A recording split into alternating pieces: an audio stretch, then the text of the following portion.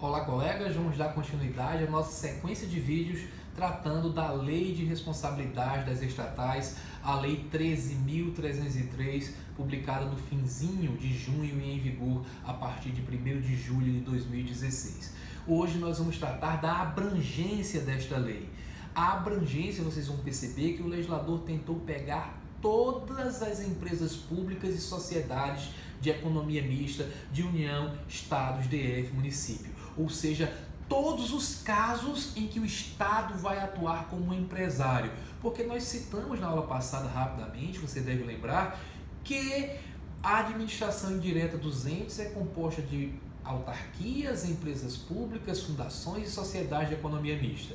As autarquias exercem atividades típicas de Estado, as fundações atividades de interesse do Estado, e essas duas normalmente são de direito público, com alguns casos excepcionais de fundações de direito privado. Agora, as empresas públicas e sociedades de economia mista trazem o Estado empresário, e a doutrina diz que elas podem ser de dois grandes grupos, as que prestam serviços públicos e as que exploram atividades econômicas. Essa doutrina sempre me causou uma estranheza, porque quando você pega, por exemplo, uma típica prestadora de serviço público, como por exemplo é o caso dos Correios, uma empresa pública que presta um serviço público, como é o caso da Infraero, que também presta um serviço público, você percebe que essas instituições lucram, atuam no mercado econômico. Ora bolas, isso não é uma atividade econômica? Bem, a lei agora vem a deixar claro que sim, ela fala em atividade econômica, quer de prestação de serviço público,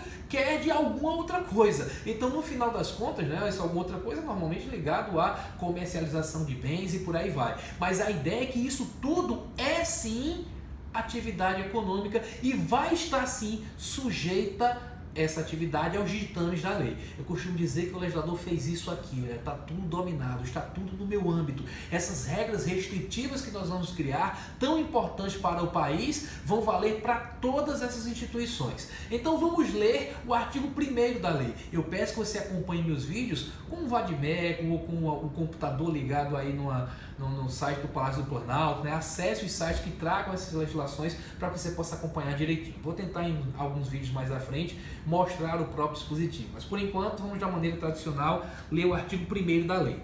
Veja o que é que ela diz. Esta lei dispõe sobre o estatuto jurídico da empresa pública, da sociedade de economia mista e de suas subsidiárias, abrangendo toda e qualquer empresa pública e sociedade de economia mista de União, Estados, DF, municípios. Fundamental.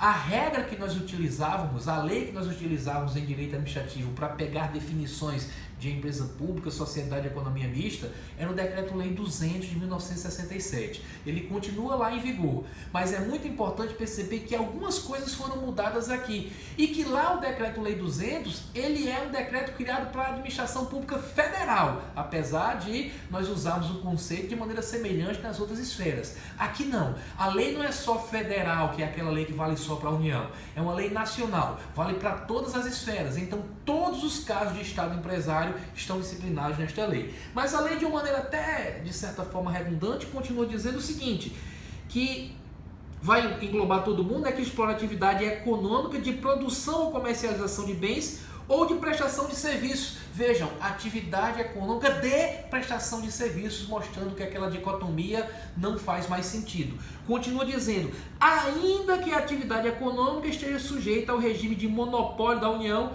ou seja, de prestação de serviços públicos.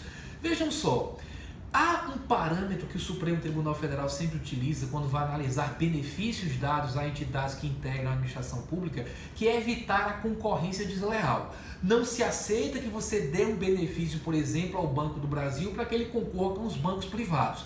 Então, quando o Estado atua em regime de concorrência, as restrições são maiores. Entretanto, quando é o caso de monopólio em que não há concorrência, ora, isso não significa que a entidade estará solta na buraqueira. Ela vai também, nesse caso, mesmo sendo monopólio, se submeter às regras desta lei, como diz o artigo 1º do próprio dispositivo. Além disso, é bom que a gente perceba aquela restrição que eu citei com muita ênfase no vídeo passado, que eu disse, olha, aqui é excepcional. O Estado só pode explorar uma atividade econômica nesses casos de segurança nacional de relevante interesse coletivo. Vejam que nesse contexto a lei mudou até a definição de empresa pública, porque na definição antiga do Decreto-Lei 200, lá no artigo 5º, se falava em empresa pública, aí se dizia que ela é criada por lei para exploração de atividade econômica que o governo seja levado a exercer por força de contingência ou conveniência administrativa. Olha que expressão light.